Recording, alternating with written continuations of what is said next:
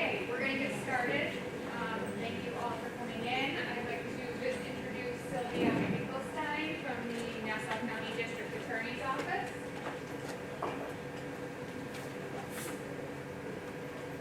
Good afternoon, everyone. My name is Sylvia Finkelstein. I am an assistant district attorney and director of the Office of Immigrant Affairs at the Nassau County District Attorney's Office on Long Island. I am honored to be in your company today. Professionals who have dedicated their careers to protecting the victims of crimes in our state, and are also dedicated to upholding the constitutional rights of those accused of committing crimes. Our joint purpose is to seek justice for all who need to find it and to enhance public safety in the state of New York. I am grateful for the opportunity to represent the District Attorney of Nassau County, Ann T. Donnelly. Historically, a nation of immigrants, the United States is home to nearly 45 million people born in another country, representing 13.7% of the total population of our nation, and playing a key role in the country's economic, civic, and cultural life. The latest estimates from the U.S. Census indicate that 334,900,000 people live in the United States. The term immigrants, also known as foreign-born, refers to people residing in the United States who are not U.S. citizens from birth.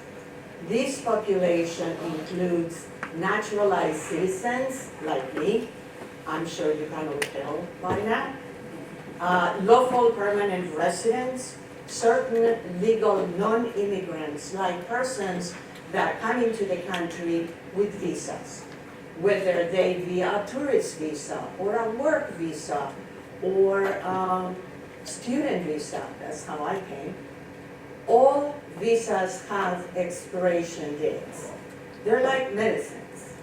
And if your visa, whatever type of visa it might be, expires today, and you are still in the United States tomorrow, you are automatically undocumented.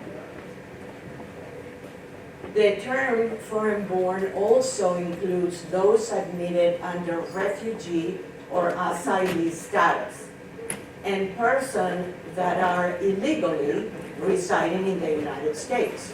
Of the 45 million immigrants in our country, 11.2 million are undocumented. And immigration has been a contested public policy issue at various points in U.S. history, and has been elevated to a top concern for the public amid recent record encounters of asylum seekers and other migrants at the U.S.-Mexico border, as I am sure you are all aware. High numbers of sustained arrivals through various pathways, including legal avenues, have caused a strain on the immigration system and the municipal services in key U.S. cities and towns that have become leading destinations for the recent arrivals. Yet many communities are welcoming immigrants, seeing them as sources of demographic, economic, and civic vitality. Throughout our history, there have been waves of immigrants from Europe, including England, Jewish people, Ireland, Italy, Russia, China, Southeast Asia, and Asia. The Mayflower colonists were immigrants from England who were escaping religious persecution. And in that context, they were asylum seekers. Between 1860 and 1920, immigrant share of the population fluctuated wildly between 13% and nearly 15% in 1890 due to high levels of immigration from Europe.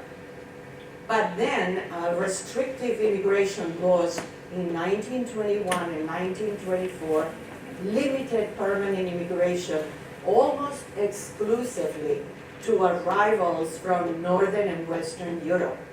Combined with the Great Depression and the onset of World War II, this led to a sharp drop in the number of new arrivals from the Eastern Hemisphere.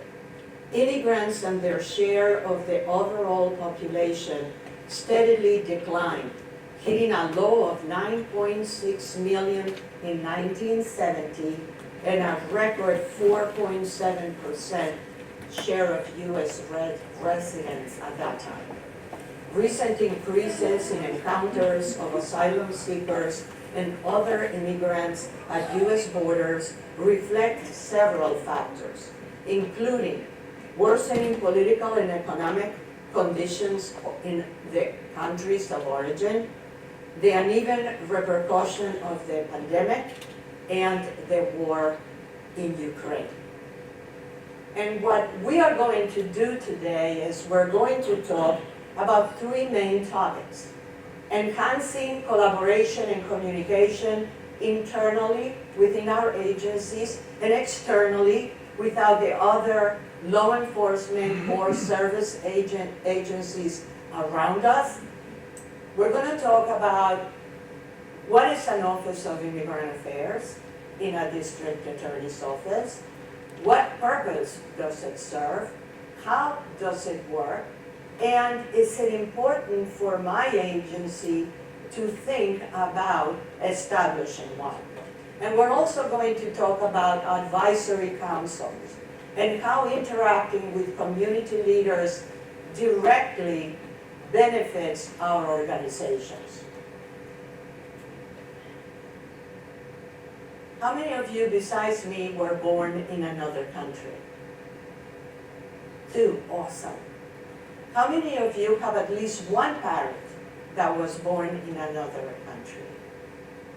And how many of you have at least one grandparent that was born in another country?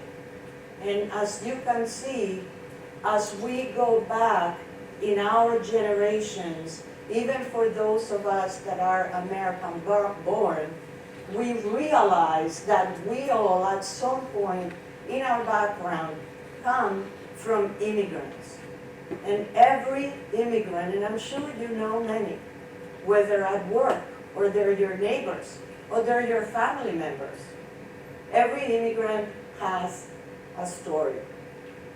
I came to this country because I grew up in Spain, and at the time we had a military dictator that had been in charge for 40 years by the time that he passed on to a better life. And since I was very small, 10, and I saw To Kill a Mockingbird, I told my mom that that's what I wanted to do when I grew up. And she told me, that would be great, but you can't. I'm like, why can't I? Because you're a girl. And I was like, what does that have to do with anything? And she says, well, Franco passed a law, that was the name of the dictator, that forbade women from being admitted to the bar, from being public officers, or from becoming judges or prosecutors. So a decision was made that when the time came, if I still wanted to do that, I would have to go someplace outside of Spain to study. And I happened to have a much older sister who had come to the United States to study. We got married and had a family and lived in California. So I went to college in California and came with a student visa. And because I was a minor and my sister had been a Cedars Head for many years, through the benefits of chain migration, she sponsored me and I was able to become a permanent resident. And then eventually I became a citizen. The opportunities that this country offered me, the opportunities that this country offers to every immigrant that comes here to work or study or to better themselves, have been extraordinary. And it is for that reason that when I went to law school, I decided to dedicate my life to public service and to become a prosecutor so that I could give back to the communities that I serve what this country had given to me. Because coming to the United States gave me the opportunity to become who I wanted to be, who I had envisioned myself to be from the time that I was a child. I was a sex crimes prosecutor for most of my career, and for 7 years I was chief of the child abuse unit, where all my cases, all my trials had children under 13 as the victims or the witnesses. And in 2015, the district attorney of Nassau County found out that Manhattan and Brooklyn had offices of immigrant affairs. At that time, we were having a tremendous problem in the midst of the MS-13 series of homicides that we were investigating and prosecuting, and many of the victims and the families and the witnesses were immigrants. And that was just an example, but we had many other cases, assaults, gang assaults, rapes, where the victims and the witnesses did not want to come forward because they were undocumented and they were afraid that we would report their immigration status to the federal authorities. And if you are a prosecutor and you work in a prosecutor's office, or you are a member of the state police, or you are a police officer, you know that without witnesses and victims, we can't go to trial. We can't present the case to the grand jury. We just can't prosecute cases. So in a way, it was a self-serving way to get our cases to be more successful for Manhattan and Brooklyn and then Queens, and then immediately at the same time as Queens, Nassau County, to open Office of Immigrant Affairs. Right now, because then of course once we started, we decided to establish DALIA, which is the New York District Attorney's League of Immigrant Affairs, so that we can coordinate our efforts, so that we could have an even way of approaching things like certifying new visas. And as of right now, we have New York County, Nassau County, Kings County, Queens, Westchester, Rockland County, Orange County, Richmond County, and the Bronx. So we were 9. And we found very quickly in the process of DALIA existing the 9 jurisdictions, we got to 9 jurisdictions in 2017, that we had investigations involving crimes targeting immigrants that went beyond our own county and our own sometimes access to information. So it became, and we started collaborating with our federal partners in DHS and ICE. And it became apparent that we needed much more external collaboration. And the purpose of DALIA became to enhance that collaboration and establish open lines of communication between all our law enforcement agencies. Because of the recent, and not so recent, increasing emergence of multi-jurisdictional crimes operated by foreign criminal enterprises in the United States. And we knew that that's only going to grow and it will continue to bring new challenges to law enforcement, whether federal or local. And our purpose became to increase cooperation and communication in order to enhance the investigation and prosecution of crimes that target immigrants and of crimes committed by non-citizens. Our goal, of course, is to enhance public safety. Everyone in this room is here because their goal is to enhance public safety. Through these efforts, we can, of course, the thought is to work together and maximize law enforcement partnerships for greater success. Some of the multi-jurisdictional crime threats that we are dealing with at the moment include fraudulent scams and schemes targeting immigrants, human trafficking, home burglary rings, drug trafficking, weapons trafficking, and gang-related criminal activity. And even though we know in many of these that we are working with right now, they are international gangs or enterprises that are pursuing these avenues of committing crimes. They're also interstate.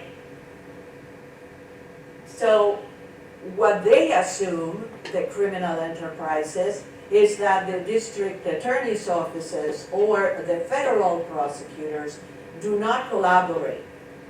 And they operate under the assumption that we just don't talk to one another and we operate in silos. In what ICE is doing, Albany County prosecutors don't know anything about it, and what is happening from one county to another, even though these criminal organizations are moving and operating in multiple jurisdictions, we just don't keep track of one another. So last year we decided to expand DALIA and to increase collaboration to achieve greater success. We reached out to all our federal partners that some of us had individual connections in this agency, but my connections belong to me, right? And another ADA in my office may not know that I talk to ICE counsel all the time when they need our assistance in a prosecution to get somebody deported that's been convicted of a crime in my jurisdiction. So I have connections, you may have connections, you may have connections with people that work in the federal government under the Department of Homeland Security, but we're not openly sharing with one another those resources. So now we have expanded and we have representation from the New York State Police, Bureau of Criminal Investigations, the Attorney Grievance Committee, Customs and Border Protection, the JFK Port Director and his deputy are members of DALIA now. The Asylum Office, Fraud Detention and National Security, USCIS, of course, is there. Homeland Security Investigations, DHS Document Benefit Fraud Task Force, U.S. Immigrations and Customs Enforcement, the New York State Department of Labor, and not there, but that have also recently joined, is us ICE Counsel, the attorneys that work with ICE and in fact start deportation proceedings. And you must be asking yourselves, and rightly so, well, what is this? What is an Office of Immigrant Affairs? How does it function? And as I mentioned earlier, the 9 jurisdictions that have them organize them differently, depending on the size of the jurisdiction or the resources that they have available. Because in Nassau County, we have 150 prosecutors. there are DA's offices upstate that have 10 or 20 or some part-time people and some full-time people. And the point is that a lot of those jurisdictions have substantial immigrant populations that are being targeted for crimes or that are involved in criminal activity. Many times, the scams and the schemes that are targeting immigrants are being perpetrated and organized and directed by other immigrants that have been here longer and know more. And their target, the very people that trust them because of their connections, whether they be language, country, religion, whatever it may be. When people have affinity to one another, they tend to trust those people. And you all know that when immigrants come into the country, they tend to cluster. And they cluster based on that affinity.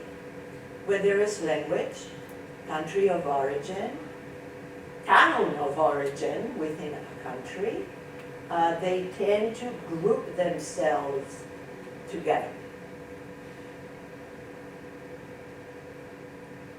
I'm going to use Nassau County as an example, with the caveat that you don't have to do it like we do it.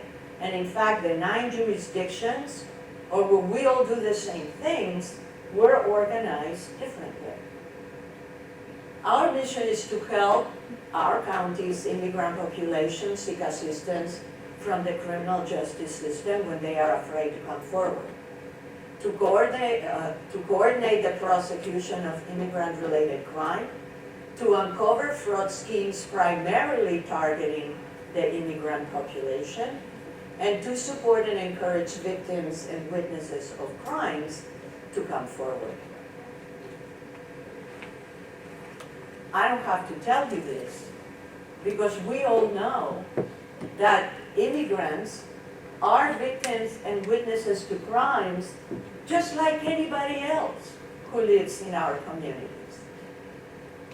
And those are some of the many crimes that we need their cooperation and assistance to investigate and to successfully prosecute.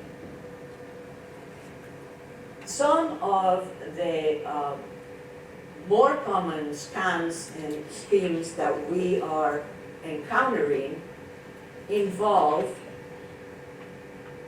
people who produce and sell fraudulent social security cards, licenses, passports, automobile insurance policies, and other documents. Notarial fraud. Most notaries are not attorneys and cannot give legal advice in our country. But in pretty much every Spanish-speaking country, from Spain to Argentina and Chile, going through Central America, in order to be a notary, you have to be a lawyer. So many people and that come from these countries assume that anybody who says they are a notary, they are also a lawyer. And we've prosecuted many cases where people who become a notary public in this country after taking an hour test, put a sign, and I see them in Hempstead all the time on Franklin Avenue, every time I drive by there, and I prosecuted 2 that had these signs on their windows on Franklin Avenue in the past years that say Notario Público. And then next to it, there's a list of all the services they provide. And of course, one of those services is immigration assistance, which they're not qualified to provide.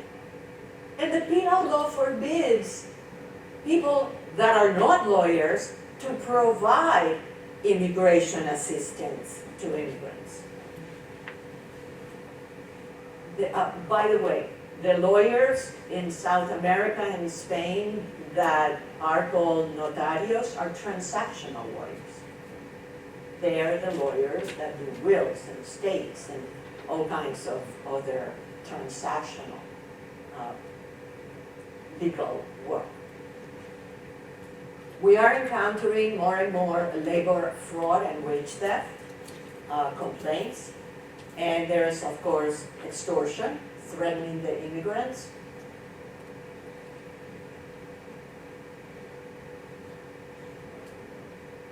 And there are construction companies and contractors that hire immigrants to work, but do not pay them the wages that they deserve. Talking about individuals who pretend to be attorneys and give legal advice when they are not licensed attorneys. 2 years ago, I received a letter from a well-respected immigration lawyer in Nassau County identifying an individual named Tania Morales as a predatory immigration scammer who was targeting immigrants in Nassau County using the 10-year visa immigration scam.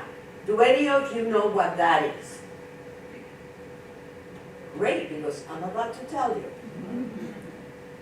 This is a well-known immigration fraudulent practice where an unscrupulous immigration lawyer tells an undocumented immigrant that if they have been in the country for 10 years, even if they entered illegally, they qualify for a 10-year visa.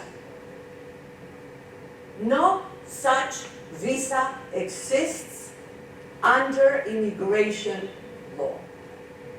So the lawyer asked for substantial cash up front. Between $6,000 and $10,000 is what we're seeing. And then the lawyer, without telling the client, files an application for asylum with USCIS, which is fraudulent because there are certain requirements you have to meet in order to apply for asylum, and one of them is that you have to apply for asylum within a year of entering the United States without permission. So how could it be that you can apply for asylum and tell somebody that you can get a visa if you've been in the country illegally for 10 years? Well, that's what they're doing. And what happens is that because the asylum system is so backed up right now, if you file a fraudulent asylum application, the client automatically receives a temporary work permit pending the backlog and the adjudication of that asylum petition. The clients don't know that the attorney has filed for asylum. They assume that the lawyer applied for this magical 10-year visa. And upon receiving the temporary work permit, the clients think, this is great, everything is working. But since the immigrant does not qualify for asylum, what happens is that once USCIS processes the asylum application, and sometimes that takes years, the client, the victim, is automatically and immediately placed in deportation proceedings. The Department of Homeland Security New York Asylum Office, their fraud detection officers, assisted us in this investigation and provided us with additional potential victims of this woman. This became a joint investigation. And that's what I've been talking about. We are trying to expand by expanding the District Attorney's League of Immigrant Affairs. Being able to do joint investigations in these very serious cases jointly with the federal partners. The defendant, I'm happy to report, and this is why I could tell you her name, has pled guilty to grand larceny, third degree, a D felony, and scheme to defraud, an E felony, and is awaiting sentence. We've already done the hearing about how much money she has and how much money is available to give back to the victims. And in this case, after the joint investigation, we ended up with 58 victims.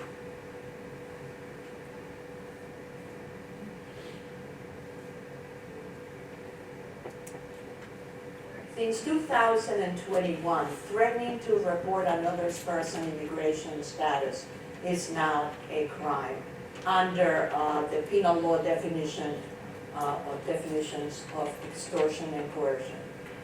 I mentioned that we are getting a lot of complaints about wage theft. And how that happens is a contractor will hire a laborer or laborers to work on a construction project. It could be paving, it could be brickwork, it could be remodeling, and the workers show up for work and work for 2, 3, 4 weeks, and the contractor keeps putting off paying them, telling them, no, I pay once a month, I'm gonna pay you at the end of the month. And then when the end of the month comes, he tells them, you know what, I'm not gonna pay you because you're undocumented, and if you report me to anybody, I'm gonna report you to who? To ICE. And why is it that undocumented workers are so vulnerable to this type of crime? I mean, it's pretty obvious based on what we've been talking about, but it's worth repeating. They are afraid to report violations because of threats of being reported to immigration authorities, because they're afraid of retaliation by an employer, they're afraid of losing their job, and they're afraid of losing the income which they need to support themselves and their families. So knowing their rights is extremely important. Now, how can prosecutors' offices protect immigrants from these types of crimes? Stricter enforcement of wage and hour labor laws to deter violations, consequences for employers who cheat their workers, prosecuting fraudulent scams and schemes, and doing outreach to advise the workers in their communities of what their rights are. Because most recent immigrants, whether documented or undocumented, come from countries where the authorities are to be feared and not trusted. They come from countries where public corruption is rampant, where gangs and other criminal elements are in charge, literally in charge of the countries. And many don't speak English well and are not familiar with the laws of this country, which makes them particularly vulnerable to criminals and predatory employers. They live in fear and uncertainty, when all they want to do is work, as did our parents, our grandparents, and our great-grandparents when they came to the United States. So the new laws indicate that Penal Law 155.05 expands grand larceny by extortion to encompass situations in which the subject obtains property by threatening an immigrant that removal proceedings will be instituted against him. And the property they obtain can be wages or salary or money that they owe the worker that they're not paying them. And coercion in the third degree was expanded to encompass situations in which the subject threatens that he or another person will report the victim's immigration status or suspected immigration status.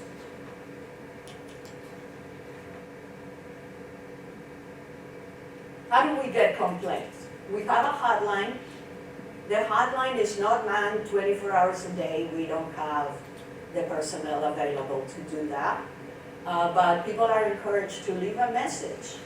And we return that call within 24 hours.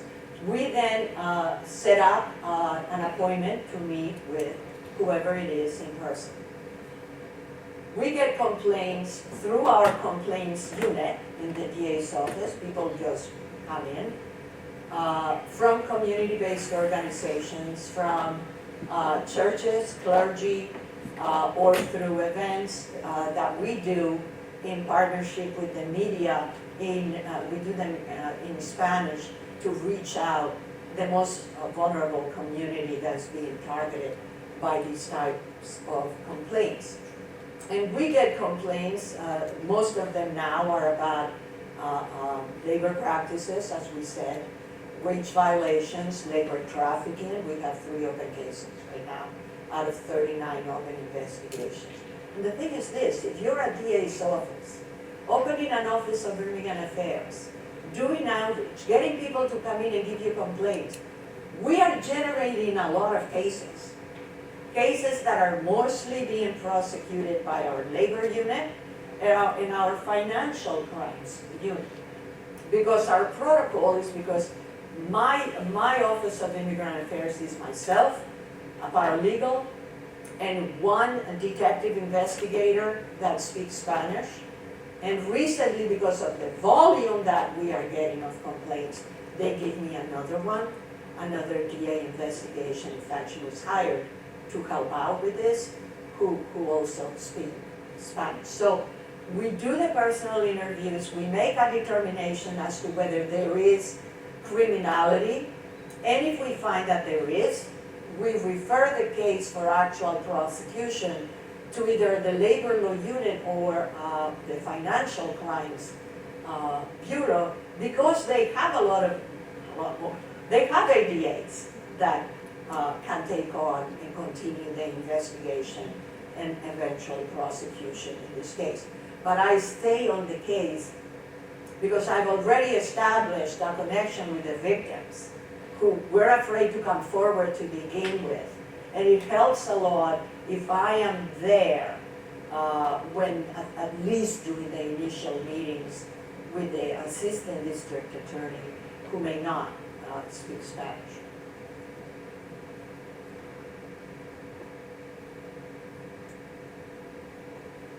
I'm gonna take a sip of water.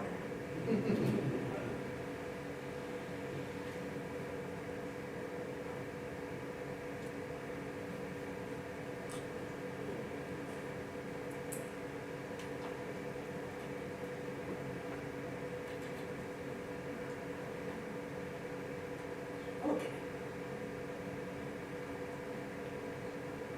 There are 46.2 million immigrants that live in the United States. And this doesn't mean undocumented. This means 46.2 million who are here because they were born in another country. And of that whole amount, 17% are working. And I'm going to show you better statistics. So we're talking about the total immigration population in the United States. And they are in a multitude of occupations. Many of them, in fact, come into the country with work visas. So The majority are in management, business, science, and the arts. Many are doctors, nurses, and in the medical professions. I know I have 3 doctors right now who are foreign-born. If you walk into a hospital, which I hope you don't, but if you have to, or you will see that the majority of, not just many doctors, but especially the nurses, the technicians, they are all not born in this country. And if you go into a pharmacy, the majority of our pharmacists are foreign-born, all over the state. Then we have service occupations, sales and office occupations, natural resources, and production, transportation. Many work, when we talk about service occupations, that encompasses a lot of things, because it goes from restaurants to hotels to haircutters to people that do your nails to any place where you go and pay money so that somebody will do something or sell you something. That is a service occupation. Looking about the educational attainment, especially of the more recently arrived immigrants. The purple bar represents the US-born population. The blue line represents all immigrants. And the shaded bar represents recently arrived immigrants. And let's move on to New York population and the workforce. 19.6 million total people live in New York State. And most of them work in New York State. Under the category of total population, which is the bars on the left.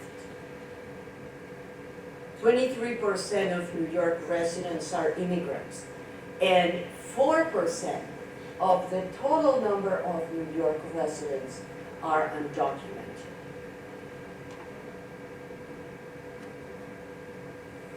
What is the representation in the workforce? Of the 18.6 million people in the workforce in New York State, authorized immigrants are 4.2 million, and unauthorized immigrants are only 518,000. But if you look at their participation in the workforce, blue is US born, orange is foreign born, gray is undocumented. They are all pretty evenly and fairly represented in the workforce.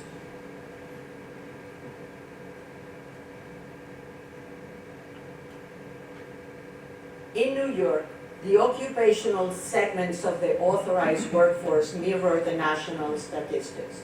Over 30% are employed in management, business, or science-related jobs, followed by 24% in service occupations like hotels, barbers, stylists, restaurants. Immigrants harvest our food, they transport it, they cook it, and they serve it. They pave our roads, build our bridges, remodel our homes, and put roofs on them. And they also build the skyscrapers that are so emblematic of our state. They drive the taxis and the Ubers that we so often depend on. Another very important function of the Office of Immigrant Affairs is that we do all the new visa certifications for the entire office. So what is a new visa certification? In 2000, Congress passed the Victims of Trafficking and Violence Prevention Act. And the reason they did this is because they were having all the jurisdictions, all the prosecutor's offices were having a lot of difficulty having victims of crimes and witnesses to crimes who were foreign born come forward, number one. And number two, even if they came forward because they were a victim, for example, of domestic violence, and at the moment that the attack took place, they were afraid for their lives and they called the police, the next day or the day after, they weren't so sure that they wanted to proceed, not only because they loved the attacker, maybe, but also because they were undocumented and they were afraid, because they didn't know their rights, that if they came to the DA's office or continued to talking to the police, somehow they would be deported. So the purpose of this legislation, and it's federal and nationwide, was to encourage victims to report crimes and contribute to investigations and prosecutions, regardless of their immigration status. A U visa is an immigration benefit. It's a federal benefit, not a state or local benefit. We, law enforcement, prosecutor's office, judges, everybody who can certify a U visa under the law, we can't go run. All we are doing is filling out a 5-page federal form that goes to the immigration, back to the immigration lawyer, because they requested, and who the immigration lawyer then files with USCIS.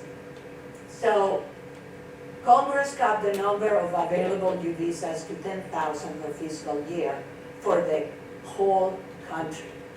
And in addition to having necessarily, they have to have been a victim of a qualifying crime and having cooperated in the prosecution of the case, they have to have suffered substantial physical or mental injury or abuse as a result of the crime. These are the crimes that are qualifying crimes for a U visa. And they're all horrible, and most of them are violent. These are the agencies that can certify U visas. Many of them do.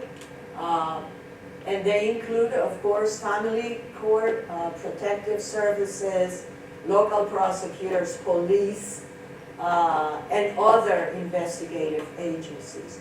After we certify, and if U.S. Citizenship and Immigration Services finds that the victim, the person, is eligible, they get permission to live and work in the United States for up to 4 years. However, after 3 years of having a U visa and having lived continuously in the United States for these 3 years, they can apply for permanent residency. And for many undocumented immigrants, this is probably one of the few, if not the only path to legalization that is available to them. The agency's decision to sign a certification is discretionary, and there is no statute of limitations. Even if the crime happened 10 years ago, 15 years ago, 30 years ago, if you can find a file, or there are notes in your electronic or whatever tracking system you have that document whether the victim cooperated and assisted, you can certify even if it was many years ago.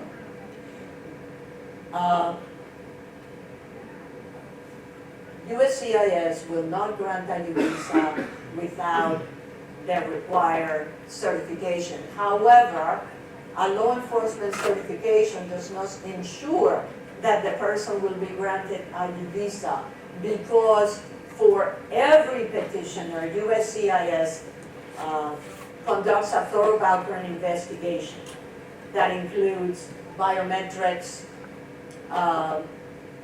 immigration records, criminal history, any immigration violations, any national security concerns, or other inadmissibility issues. So even if we certify, that doesn't guarantee that they are going to get it. Which brings us to outreach, which is a very substantial part of what we do as part of the Office of Immigrant Affairs, and also as part of our efforts to build bridges and lines of communication with the communities that we serve. Part of what we do with the Office of Immigrant Affairs is we go out in the community and take complaints directly from the public. We do these open houses and we get a lot of complaints when we do one of these because the media publicizes it before it happens, and those are all members or investigators in our office taking the complaints. We also go where the immigrants are to get out the word and to let them know that if you are a victim or a witness to a crime in our county or anywhere in New York, we will never disclose the immigration status of a victim or a witness to any outside agency. So we go to the houses of worship and the community-based organizations and speak directly to the immigrants. We also partner with our local police and go into the middle schools to talk to them. We have a program about gun prevention education. And it includes pathways to success, good decision making, and conflict resolution. And we go to the middle schools because through intelligence we know that that's when the gangs are recruiting. If we wait until high school and we go to do these programs in the high schools, it's too late. The advisory councils were established in 2018 to open lines of communication and build bridges, to reduce crime and enhance public safety, and to improve the quality of life throughout the county. We discuss community concerns about the issues in the county, and we collaborate on crime prevention strategies. We also offer council members a closer look at the important work being accomplished by our assistant district attorneys, or in whatever type of agency you have, the agency's dedicated staff. Because this builds trust. Law enforcement is resented in many communities. It is feared. We are not the good guys in many communities, and the only way to breach that is for them to be able to look us in the face and us look at them, and they can see in these communities that we are people just like them, that we are doing a job that aims to protect them and to help them when they are victims and witnesses in cases. So we get together in person or virtually once a month. And how do we pick the members? We have chosen in our county to create our advisory councils based on affinity and geography. The members are leaders from local civic groups, faith-based organizations, business owners, community-based organizations, educational institutions, not-profit agencies, and others. Membership is by invitation only. The councils are chaired by senior staff in the agency, and our members cannot be politicians. I have nothing against politicians. They're wonderful people.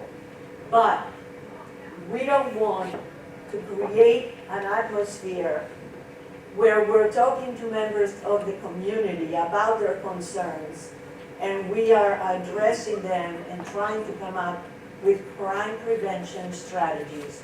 And there are politicians present who may or may not have the same interests, and who offer a feeling of authority that may have a chilling effect on some of the advisory council members being able to express themselves freely. And We don't engage in any political activity. If our members on their private time want to engage in political activity, it's up to them, but not as an advisory council to the district attorney. So to give you an example of affinity and geography, the grouping depends on the demographic and ethnic groups in our community. So we have the Faith Leaders Council, the Hispanic Latino Council, the Asian Council, the African American Council, the South Asian Council, and the Freeport and Hempstead Council, and those two are geographic. We bring together these leaders in our community so that they can interact and create their own collaborations, which they do, and often they solve community problems by talking to one another. As I said, we get together once a month. And to give you an example of the diversity within each council, the Faith Leaders Advisory Council has Jewish, evangelical, Muslim, Protestant, ethical humanists, and Catholic members. And during the pandemic, this group was under, and they're all friends now. I mean, we've been together since 2008. And during the pandemic, they were under tremendous stress, as were their congregations, because especially the Jewish and Muslim members, they could not bury their congregants that were dying, and they have very strict guidelines on how quickly they have to bury somebody for it to be proper. And they couldn't do it. And the families were extremely upset. And there was so much going on that they asked that we meet once a week.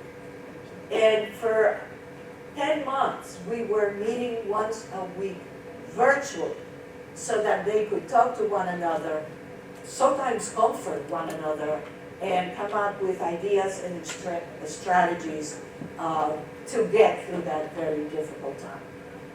We bring members of our communities together in a context that they wouldn't otherwise have.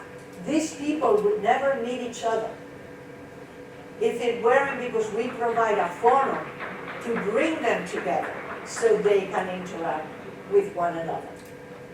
In the last 12 months, we bring, every other month, we bring all the councils together and we do presentations on the work that we do. And in the last 12 months, we brought to them presentations on domestic violence, firearms, illegal guns, and gun-related crime, alternative prosecutions, maternal justice, and birth equity in our county, and bail reform of registration, what it used to be and what it is now, because these are all topics of interest to them that involve the work that we do. And I cannot tell you how much satisfaction I personally get from overseeing all 7 advisory councils in our county, and I chair 4 of them. So, if you are in law enforcement, if you work for an agency involved in law enforcement, I urge you to join us in the New York State District Attorney's League of Immigrant Affairs. And if you come from a small jurisdiction, we have Orange County, Rockland County, they're not huge. If you come and you need to get some advice, how to get it started, how to get an Office of Immigrant Affairs going, and then join Dahlia, reach out to me. Here's how you can find me. We would love to come to your jurisdiction and do a presentation to your executives, to your agency heads in terms of to work in an office of immigrant affairs, how to make it work. And this brings us to the end of my presentation. I have loved being with you today, and I hope that you get some benefit from being a part of it. Be well, everyone.